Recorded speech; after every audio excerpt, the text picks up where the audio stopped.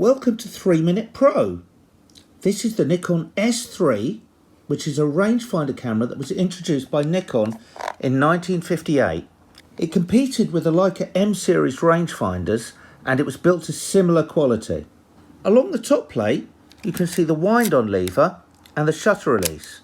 There's a clutch here. When you finish the film you move that clutch to R for rewind, and then you can rewind the film using the rewind clutch there.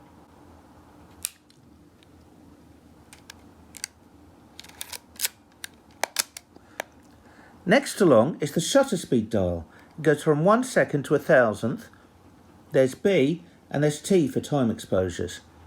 Around the shutter speed dial is a collar that allows you to change the settings so you can use some of the old bulb flash guns. If you're using an electronic flash, just leave it set to FX. There's a cold shoe on the top of the camera. The difference between that and a hot shoe is that this doesn't have any contacts for your flash. You will need one of these.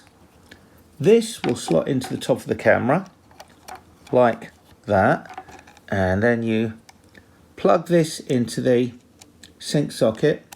Now you can put your flash gun on the top of there and you can fire the flash gun as you press the shutter release.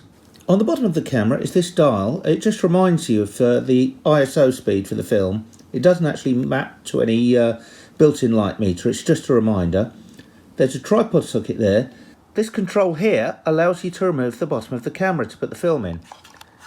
You just turn there and then pull the bottom of the camera off. You can see the silk shutter.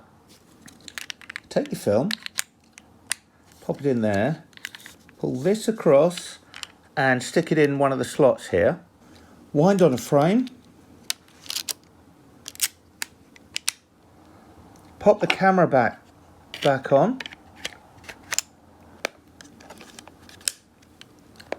And you're ready to start taking pictures.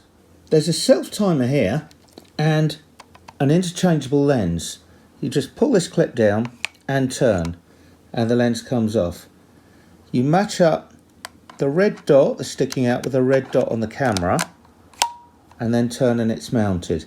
Through the viewfinder you can see markings for a 35, a 50 and a 105mm lens. There's no parallax correction on this. Focusing is achieved using these two windows with a mirror that's calibrated to the lens movement.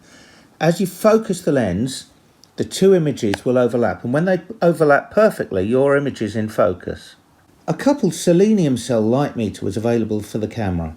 You fit it by slotting it onto the front here, like that.